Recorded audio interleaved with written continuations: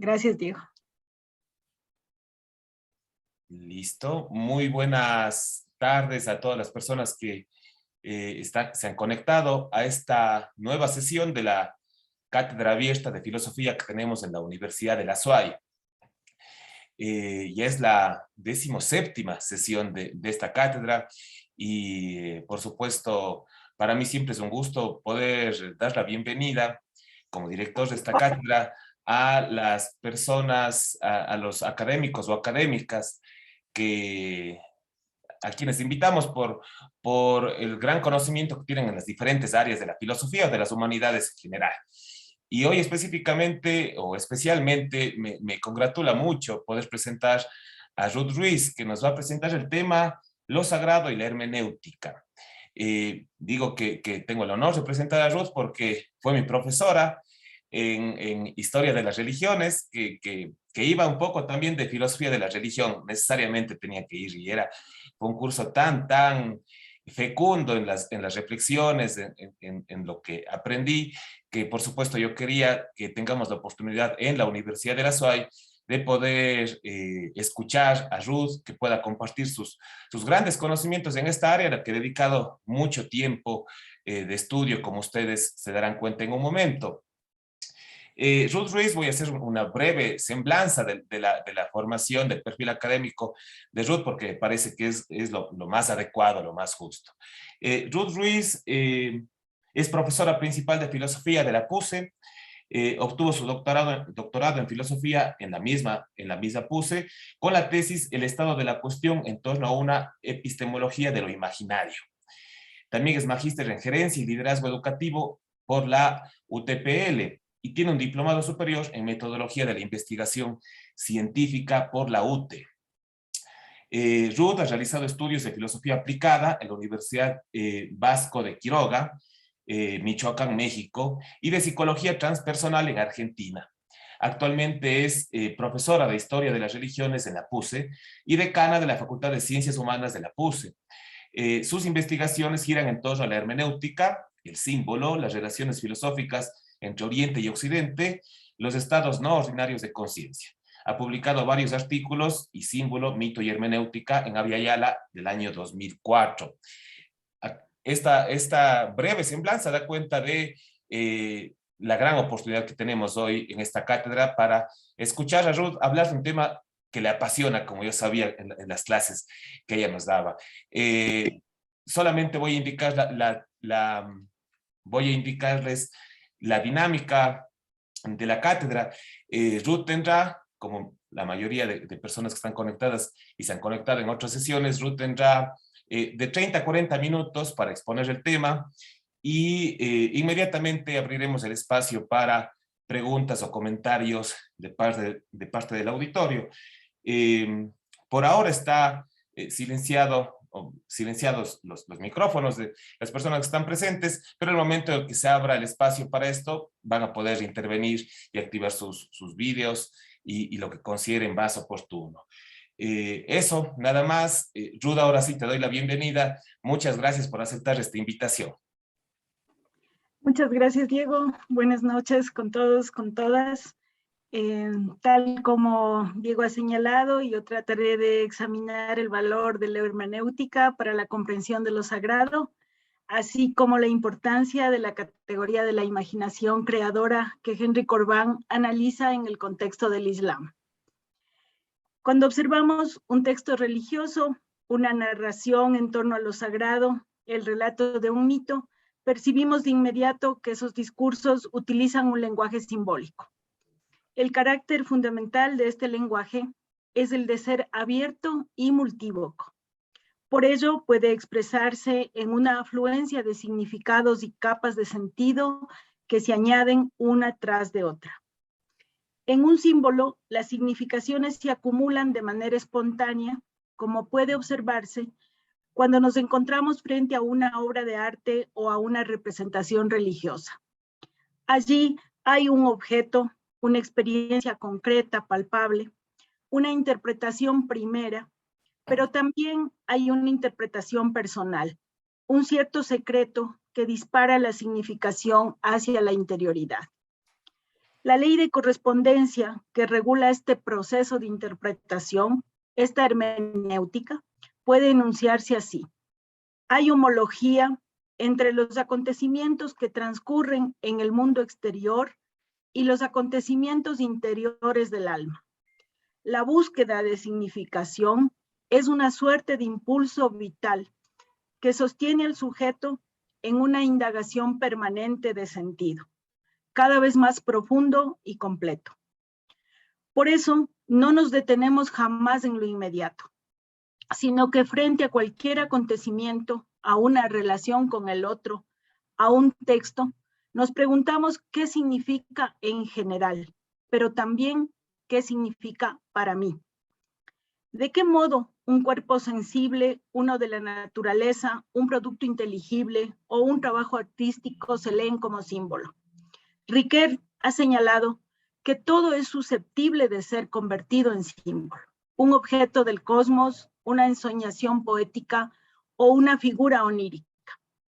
En general, se percibe que la lectura simbólica es plausible cuando un objeto o un hecho son excepcionales o juegan un papel notable. Así, el cielo tiene un color conocido, pero el arco iris es inusual. Entonces, su presencia debe significar algo. Esto se puede expresar como un presagio.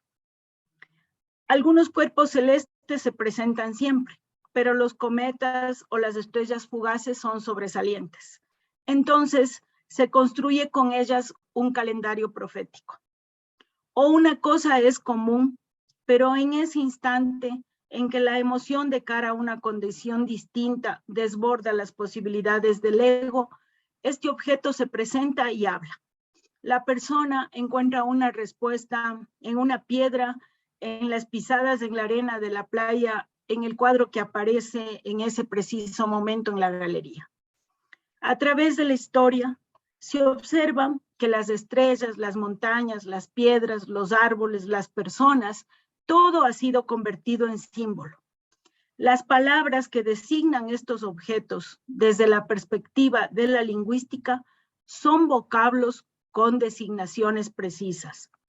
Pero la hermenéutica da cuenta de que cada objeto, en tanto símbolo, corresponde a un plano del ser, una eseidad que se muestra en el fenómeno, por lo cual resulta fundamental interpretar y sobreinterpretar, hasta dejar al descubierto el ser mismo que está allí. Hay que ejecutar una consideración hermenéutica sobre el objeto para atender a su realidad empírica, a su concepto. Pero es necesario un sobreejercicio hermenéutico para llegar a través de una expresión cualquiera a la intimidad de la experiencia del ser, a su rasgo metafísico, a una significación que está más allá de lo concreto y sensible. En la perspectiva de Henry Corbin, se señala que en el pensamiento del Islam hay dos formas diferentes de entender esta significación. La primera es interpretar el objeto en su condición concreta exotérica, mientras que la segunda es realizar un ejercicio de hermenéutica espiritual que expanda el significado primero del objeto hasta alcanzar aquello que está escondido tras el fenómeno visible. Esta significación oculta es la significación esotérica designada con la palabra tawil. Corbin, en su obra La imaginación creadora, analiza el símbolo en el pensamiento del místico musulmán Ibn Arabi. Muestra de qué modo el místico andaluz ha asumido incluso sus relaciones personales como símbolo. Los aspectos cambiantes y particulares del diario vivir quedan asimilados a una arquetipología que sirve como marco de referencia. Ibn Arabi nació en Murcia, pero va a la Meca a los 36 años. Es acogido por una noble familia y conoce a la hija del Shaykh, quien sería su esposa. Esta bella mujer es para Ibn Arabi al mismo tiempo la belleza física y el símbolo de la sabiduría espiritual, la presencia de la Sofía eterna, la personificación del amor divino. Tal correspondencia es posible porque la persona se entiende para Ibn Arabi como constituida por un cuerpo material y un doble celestial, un cuerpo celestial, un ángel. Cada persona anhela ese encuentro en sí mismo. Mirar en su propio ser ese doble celestial no es fácil. Por ello, caminamos por la vida con una dosis de melancolía, el anhelo de aquello que nos falta, el encuentro de aquel o aquella que me fascina, del que me enamoro, aparece como el sucedáneo del encuentro primordial que anhelo. Ese encuentro con el ángel, mi propia persona en tanto entidad divina. El yo es el polo terrestre, mi constitución concreta y sensible. Pero hay una contraparte que debo descubrir, encontrar un modo celestial de la psique que requiero para estar completo. Para el pensamiento sufi, el amor se explica en relación con lo eterno. Hay aspiración de comunicarse con esta imagen gemela divina, que eventualmente queda representada por el sujeto del amor, por el otro del cual me enamoro. El embelezamiento con un compañero o compañera es un símbolo de la confluencia ansiada con este doble celestial, símbolo que no ha de entenderse como sustituto. En el mazdeísmo, este doble celestial se denomina Daena Fravarti. El sujeto como ego está consciente de su porción empírica, del yo como inmediatez, pero tiene su polo celeste, que le abre al mundo divino, le permite percibir la completitud de su propio ser. Pero esto no requiere abandonar el mundo ni renunciar, sino ver lo inmediato empírico como símbolo de lo divino espiritual. Vale decir, no es necesario renunciar al mundo empírico, sino ver a través del fenómeno el ser. Descubrir esas capas del ser que a primera vista no son percibidas. La consideración simbólica de un objeto es observar en la realidad empírica la individualidad metafísica, la eseidad eterna. Se puede decir su constitución oculta. No es que los objetos sean representación física de un mundo superior, sino que los fenómenos percibidos en cualquier plano tienen correlato en otro. El objeto es empírico en un plano y es divino en otro. Recortar la comprensión de un objeto a un solo plano es negar los otros aspectos del fenómeno y coartar el conocimiento. Plantear la posibilidad del conocimiento simbólico implica reconocer que un fenómeno es expresión de diversos planos del ser, por lo que su interpretación debe quedar abierta a significaciones ilimitadas. Es decir, siempre es factible descubrir una nueva significación. Una relación simbólica no es una explicación que surge y queda determinada para siempre, ni es una transformación de perspectiva en el mismo nivel, sino un cambio de rango. Cada representación es indicio de un fragmento restringido y limitado de un fenómeno, pero al mismo tiempo es un espacio abierto a la comprensión de la totalidad. Ibn Arabi ejemplifica este proceso con una historia, señalando que en la lectura de los textos hay una primera etapa de comprensión puramente exotérica. En el caso del Corán, esta lectura literal conduce a la Sharia, a la interpretación literal, que se puede simbolizar mediante las estrellas que brillan sobre el cielo oscuro, dice él, como una primera ojeada. La percepción a partir de la inmediatez de los sentidos produce una lectura de carácter analítico, pero sobre ella surgen otras posibilidades, del mismo modo que surge la luna llena en el cielo, y con su resplandor oscurece el brillo inicial de las estrellas. La luna llena es el símbolo de las otras etapas de interpretación, en el curso de las cuales el sufi es iniciado al tawil, a la exégesis simbólica y esotérica de los textos, que le permite llevar los datos literales de la lectura inicial hacia aquello de lo que son cifra.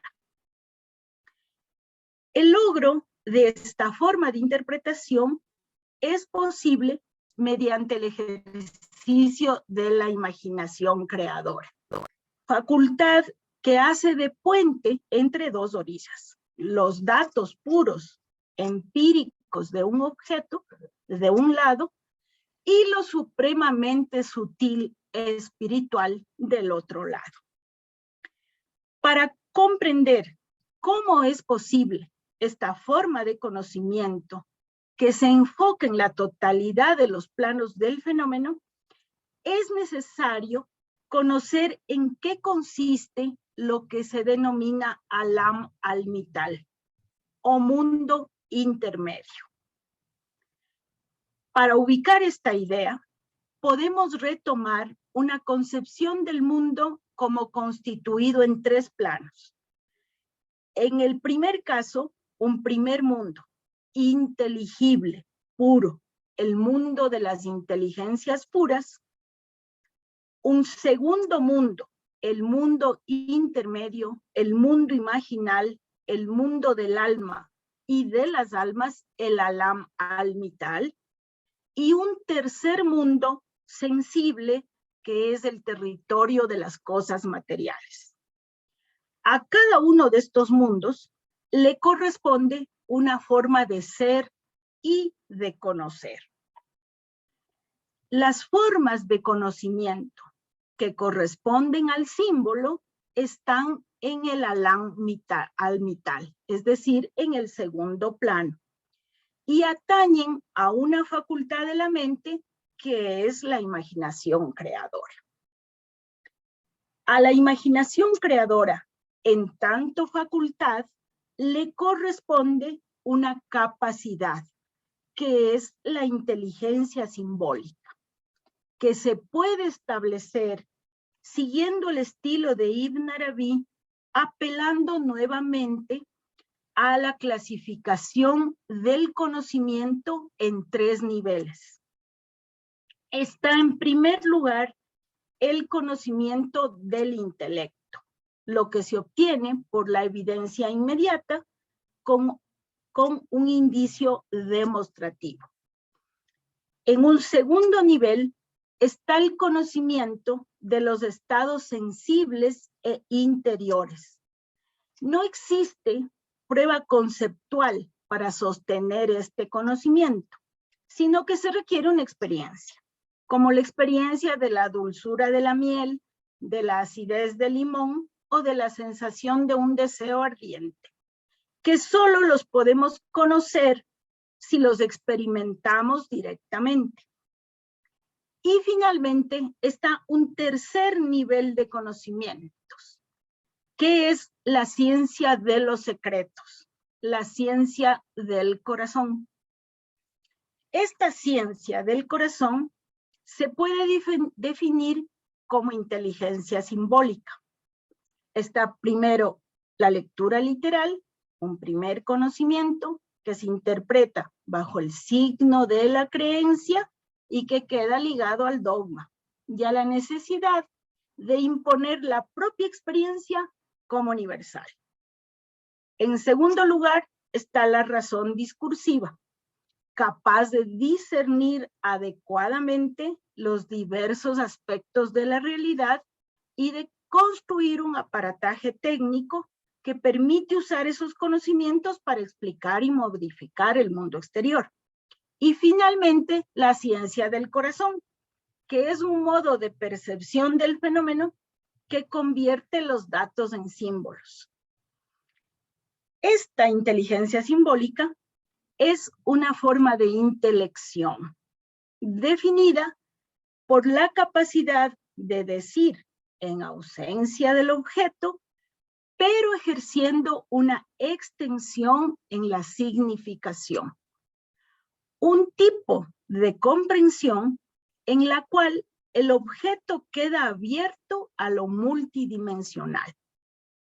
Asume que los objetos no remiten a una sustancia, a una situación aislada e inamovible, sino que en tanto fenómenos son en el momento un sentido, una significación que rebasa lo inmediato del plano de percepción.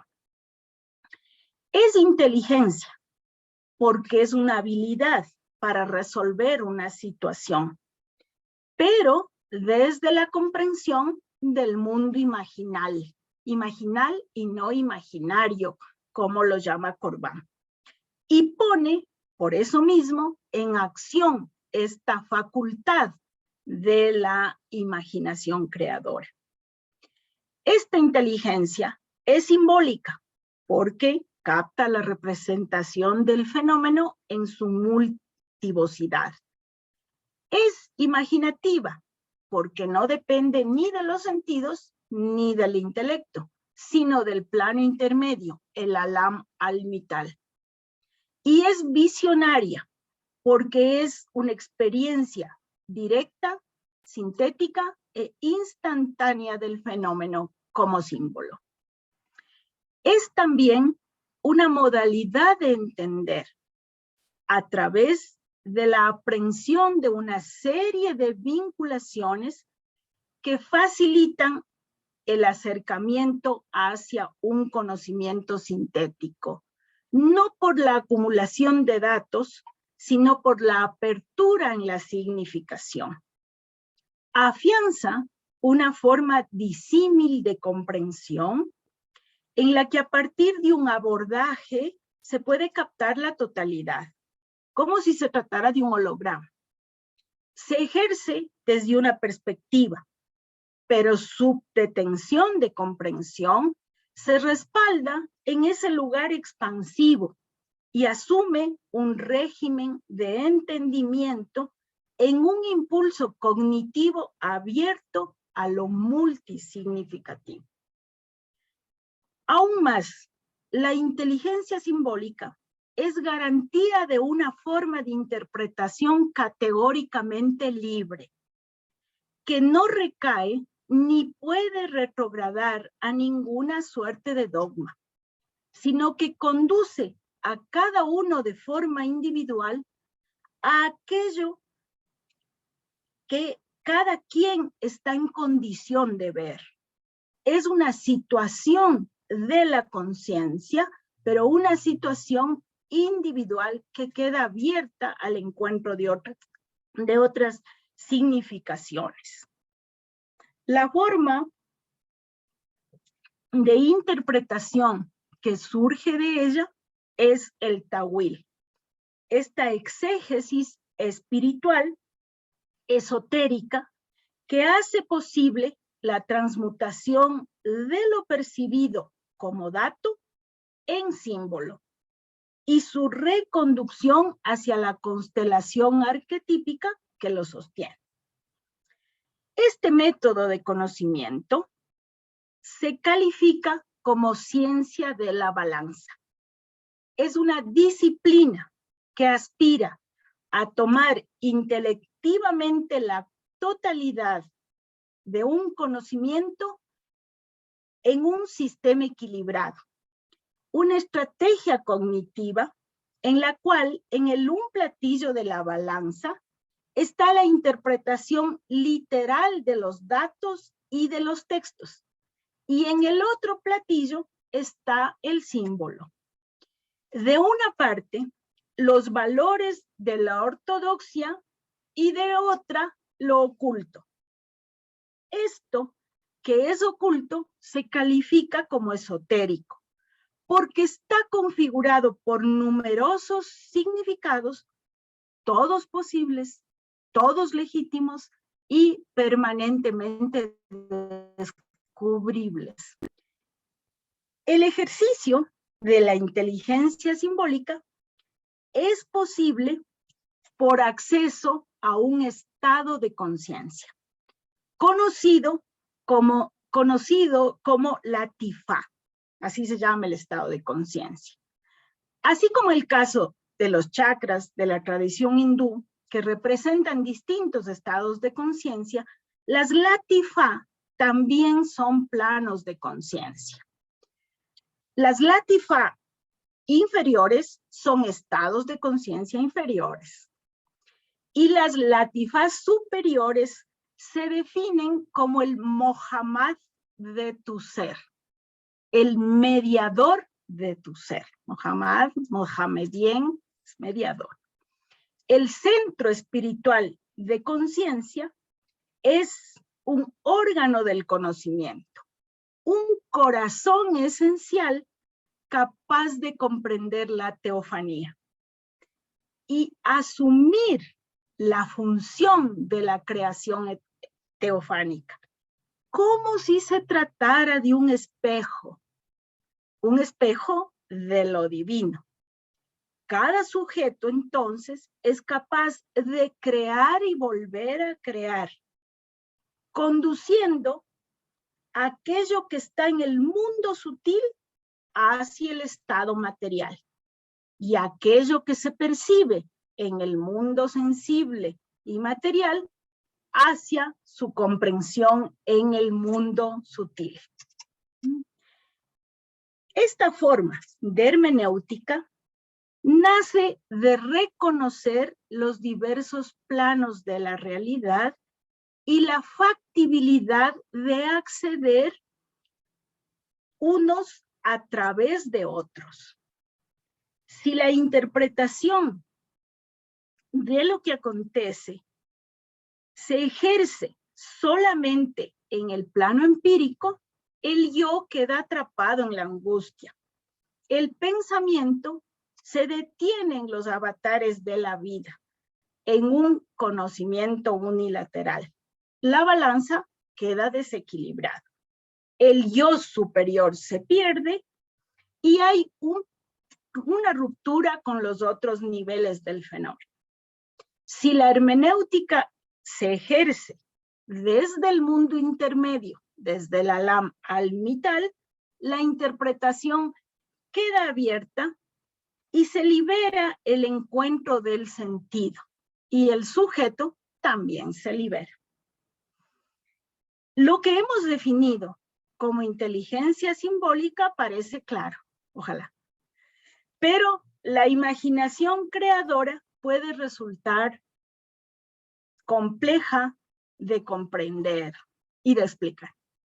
Sin embargo, ilustrarla con ejemplos es más sencillo, porque tenemos muchos en la vida personal y en la historia de los pueblos. Las vivencias de las comprensiones de carácter sintético, las impresiones estéticas que nos deja el arte y que hacen surgir en nosotros una situación distinta en la conciencia en un instante. Los estados no ordinarios de conciencia, inducidos por sustancias psicoactivas en el transcurso de las experiencias chamánicas.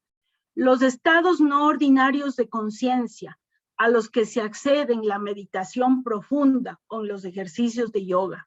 Las experiencias extáticas de las danzas sagradas son unos pocos ejemplos que apuntan hacia formas de comprensión que no surgen del pensamiento discursivo, sino de la imaginación creadora.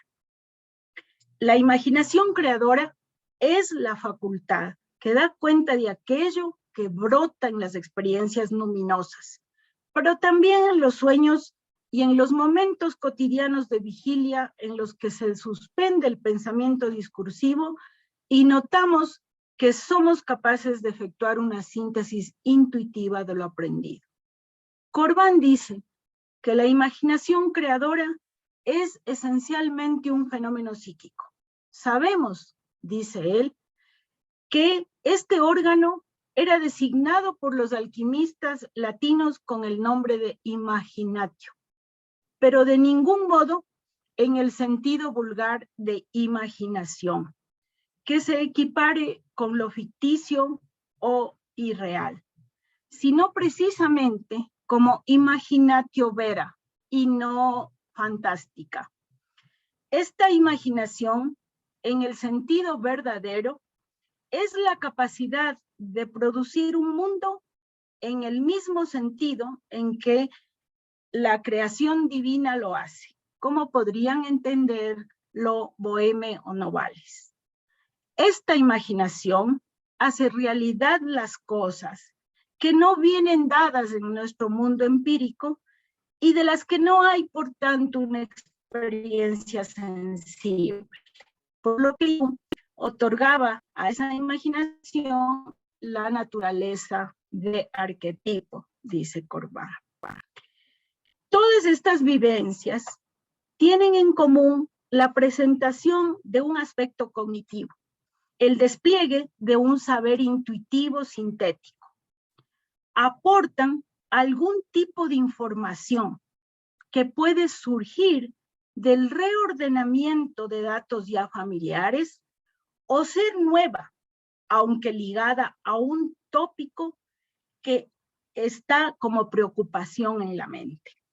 Esta comprensión se obtiene como un dato en un laboratorio de experimentación y del mismo modo se ejerce sobre ella una cadena de procedimientos de prueba en lo cotidiano que nos llevarán a comprobar que aquello que ha surgido en el ejercicio de la imaginación creadora es o no un encuentro válido y puede ser asumido como una explicación de una situación vital. Por ello, no es extraño hablar de la necesidad de determinar elementos de juicio para discriminar si lo recabado de esa manera es verdadero o no, sus condiciones de posibilidad y sus límites. Este proceso de análisis aporta a esa epistemología de lo imaginal que es posible buscar. Postular una facultad semejante tiene importancia porque, como hemos ejemplificado, se puede mostrar exhaustivamente que la experiencia simbólica está presente en todas las culturas y constituye uno de los núcleos fundamentales de la cosmovisión de los pueblos, cuando no el más importante, puesto que los elementos figurativos y lingüísticos del símbolo integran un discurso ontológico y hacen posible que la enunciación de los estados originarios se mantenga como un lugar abierto hacia la acumulación espontánea de detalles que puntualizan los diversos aspectos sobre los que una cultura o un sujeto sostienen la explicación de su propia existencia. La imaginación creadora, como categoría, aparece en la filosofía de la luz del mazdeísmo. Se comprende como una intuición intelectual, como una facultad suprasensible que hace posible la presencia de la luz que constituye el ser. Desvela el mundo intermedio y tiende un puente entre el sensible y el de las inteligencias puras, que es el mundo más sutil. La imaginación creadora tiene la capacidad de exteriorizar la dimensión intangible del fenómeno. Hace evidente que lo sensible lo emocional o lo inteligible son al mismo tiempo objeto y símbolo. Asume la coincidencia opositor, porque permite comprender que el símbolo se expresa al mismo tiempo en su cualidad de signo y con todas las posibles interpretaciones que surjan, aún las de significado opuesto. Facilita captar el fenómeno en su estado abierto. Hace patente que en cada percepción hay una ocultación, no porque exista otro mundo separado que sostiene el mundo sensible, sino porque la carencia del ejercicio de la inteligencia simbólica impide ver la simultaneidad de los planos del fenómeno. Es, en tanto categoría, la formulación de un proceso que puede describirse así: un estado primordial al devenir fenoménicamente, al presentarse, demanda una mediación para hacerse patente a la conciencia. A su vez, la representación del fenómeno, para ser llevada a la totalidad de las significaciones factibles, requiere de una mediación. Esta facultad mediadora es la imaginación creadora. Como mecanismo, es una operación de doble vía: venir de lo indiferenciado hacia la conciencia e ir de la representación hacia la completitud ontológica a través de la significación multívoca. La imaginación creadora como facultad no sensible, sino imaginal, hace posible la transmutación de los datos sensibles en símbolos, ejecuta una desmaterialización del dato, dice Corbán. Esto quiere decir que revela algo que está en el dato, lo completo del fenómeno, que es el nivel al mismo tiempo sensible y al mismo tiempo espiritual. La imaginación creadora es por eso liberadora. El planteamiento de la indagación por el sentido de la vida es un camino en el cual ella es fundamental, porque la búsqueda de un sentido de la vida requiere una hermenéutica abierta, ahora explicada por esta concepción del mundo intermedio que es el Alam vital.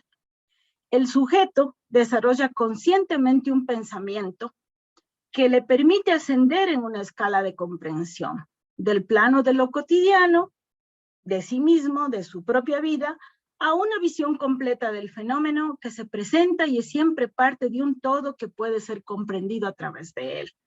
No hay aislamiento, no es un paradigma privado donde cada quien tiene su punto de vista, pero tampoco es un fin último al que debemos llegar conducido por alguien, como un proyecto de un dogma. Es el encuentro de la totalidad de la que participamos como parte del mismo universo vibratorio en el que todos nos encontramos. Es la facultad cognoscitiva de pleno derecho, dice Corbán.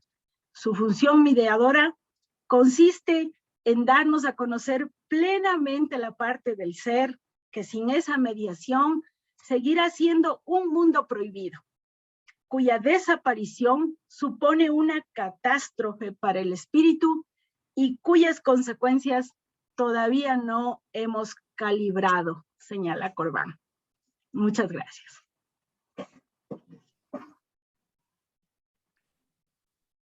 Muchísimas gracias, Ruth, por tu presentación, por las reflexiones que has compartido con nosotros y también con algunas ideas que me decían los estudiantes por el chat, resultan complejas. Justamente pues algo que yo iba aprendiendo, recuerdo en tu clase, ¿no? Esto de ver una realidad en la que hay varias dimensiones y descubrir la importancia del lenguaje simbólico para poder acceder a estos otros planos de la realidad. Y claro, puede resultar justamente que eso genera mucha inquietud. No sé si es que de pronto voy a permitir que puedan reactivar sus micrófonos. Si es que quieren, levantan la mano, si quisieran hacer algún comentario o pregunta para Ruth. Cualquier comentario o pregunta será bienvenida. Hasta que se animen como es usual. Bueno, dice Mónica Ruiz, felicitaciones, gracias por abrir el mundo personal al mundo simbólico y otros planos de conciencia.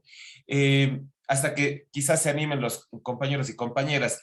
A mí no me quedó del todo claro, no sé si podrías explicarlo nuevamente.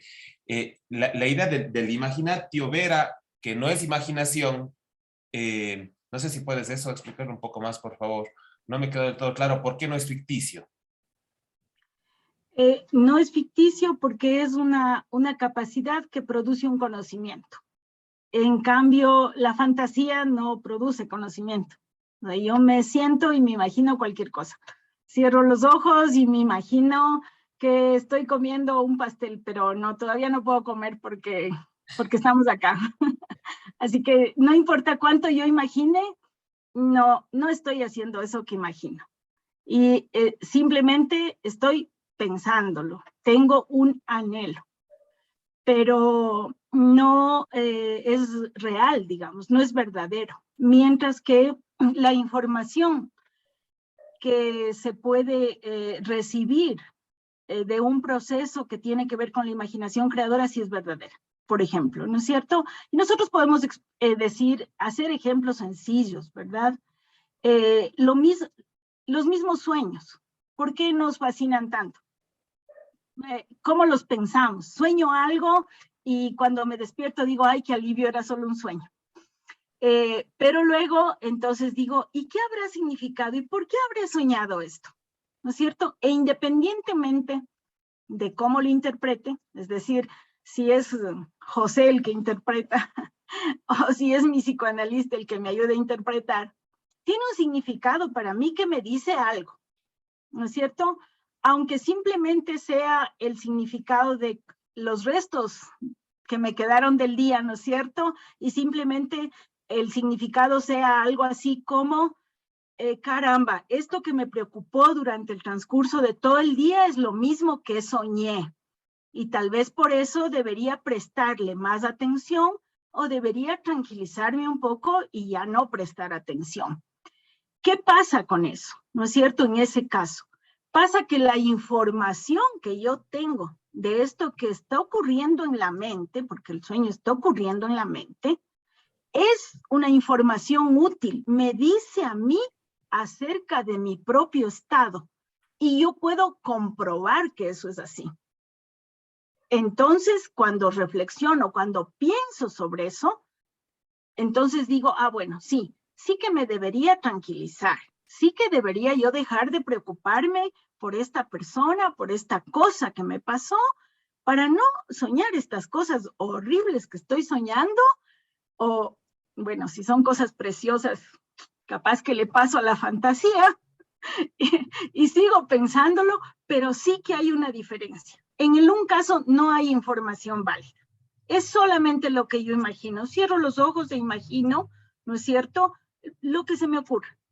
En el otro caso he recibido una información, pero para el Islam, que es el centro del trabajo de Corbán, esa información que yo he recibido, la he recibido a través de una facultad especial, ¿no es cierto? Que es especial porque otras culturas o otros procesos o otras formas de ver la mente no la ven. Y él la va a llamar imaginación creadora siguiendo este discurso que está contenido en la mística del Islam. Perfecto, Ruth, queda mucho más claro. El profesor Vladimir Sierra dice en el chat, muchas gracias por la charla, querida Ruth, qué bueno que nos ha acompañado el profesor Sierra. La profesora Ruth Gordillo pide la palabra, por favor, puede intervenir, bienvenida. Buenas noches. Qué bueno que hayan estos espacios en nuestro medio, donde el pensamiento hace rato está de retirada, pero me alegra muchísimo y más escucharle a mi querida amiga y compañera Ruth Ruiz. Cuando te oía, me acordaba de las del primer seminario que tomamos en el ciclo doctoral en Buenos Aires con Jorge Martín, que habló de Bergson. Y entonces, claro, me pica la lengua por preguntarte, ¿qué hay de relación entre ese Bergson y su imaginación creadora, ¿no es cierto? Incluso de ese elan vital del que hablaste en algún momento, y Corbán.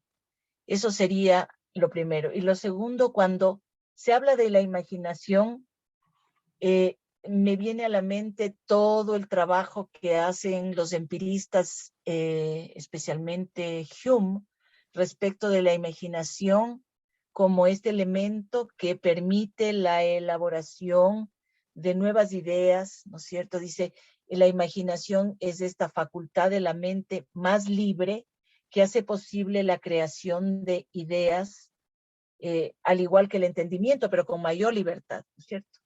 Entonces, ¿cómo se podría relacionar en algún punto esta pregunta siempre te he querido hacer y entre nuestras conversaciones se me va, ¿no? Pero ahora creo que es la oportunidad, así que estas dos cosas, Ruti. Gracias. Gracias, Ruti. Bueno, ¿por qué no me preguntan los viernes tarde eso? En lugar de preguntarme. Los viernes tarde son para el chisme, para otras cosas. Ahora estamos en un momento filosófico. Dice. Bueno, sí, creo que justo pensando en Bergson, ¿no es cierto? Sí, hay un tema en Bergson que me parece fundamental, que es el tema precisamente de la intuición.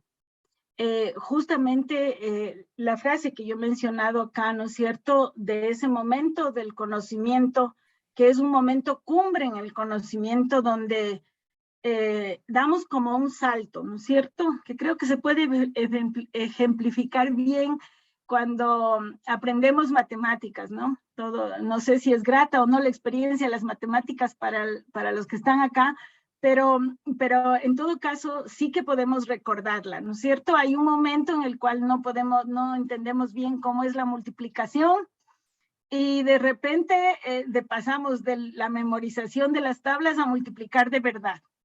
Ahí en ese instante, ¿no es cierto?, se puede ejemplificar perfectamente la idea de Bergson, ¿no es cierto?, cuando él dice que la intuición es ese salto de la conciencia. No es que antes no haya habido una reflexión, pero hay un momento en que eso que obtengo en la conciencia no es necesariamente el producto de una acumulación de datos, sino que es ese otro lugar que alcanzo y del cual la conciencia nunca vuelve a retroceder, excepto que haya un ambiente intelectualmente demasiado deprimido, ¿no es cierto?, como ocurre con la gente que aprende a leer y después pues no tiene ninguna otra oportunidad en la vida y después vuelve a ser un analfabeto, ¿no es cierto?, que desgraciadamente ocurre. Pero ese momento en el que ocurre ese salto es un momento de ganancia de la conciencia que no solamente tiene que ver con este proceso analítico discursivo que he venido haciendo. Creo que el concepto entonces de intuición de Bergson calza perfectamente con el trabajo de Corbán y de hecho Corbán ha utilizado este concepto para poder hacer esta observación sobre en qué consiste ese salto de la conciencia que ocurre en el proceso de la imaginación creadora. Y del otro lado, el tema de este tipo de imaginación como cualidad, ¿no es cierto? No es, por supuesto, ni más faltaba en los místicos del Islam, en los únicos que aparece. Pero sí que la larga tradición del racionalismo, ¿no es cierto? Y a veces esa suerte de reducción que ocurre en ciertos momentos, afortunadamente rota por esos procesos de la misma física a comienzos del siglo XX, por suerte, ¿no es cierto? Pero sí que esos procesos de ese racionalismo exacerbado, donde definitivamente se convierte en la única posibilidad de juzgar, ¿no es cierto? En el único juez posible, es decir, si no es pensamiento discursivo y estrictamente se enmarca en esta racionalidad donde el silogismo es lo que prima, ¿no? No es aceptable nunca como conocimiento. Entonces, dentro de ese discurso, de todas maneras, la idea de una imaginación que produzca conocimiento parece quedar anulada. Y creo que justamente esos procesos que ocurren al comienzo del siglo XX en la propia ciencia y después los planteamientos del círculo cercano al que pertenecía también Corbán, que es el círculo Eranos, hacen posible la recuperación de esta facultad que sí que está en la mente humana, pero que pareciera estar siempre relegada a segundo plano. De alguna manera los románticos la reclamaban, ¿no? Pero la reclaman luego, o queda de ese reclamo una sensación de lo que estamos reclamando es poner de un lado la comprensión racional y del otro el sentimiento. Y ahí sí, como que nos perdemos un poco, ¿no? Porque la imaginación creadora tampoco es lo que yo siento, ¿no es cierto? La imaginación creadora es un proceso más libre, como has dicho tú, pero que produce una información válida que termina siendo conocimiento. A lo mejor sí que toca aclarar cómo se produce ese conocimiento y cuáles son esas condiciones de posibilidad. Y todavía ahí hay que hacer un trabajo, afortunadamente, para algunos de nosotros, porque pues así tenemos trabajo. Muchas gracias, Ruth, por la respuesta y a la profesora Gordillo también por su intervención. Una pregunta que comparte Jaime Quintuña, estudiante de la maestría. No sé si es que, Jaime, quisieras hacer uso de la palabra para compartirla directamente con todos.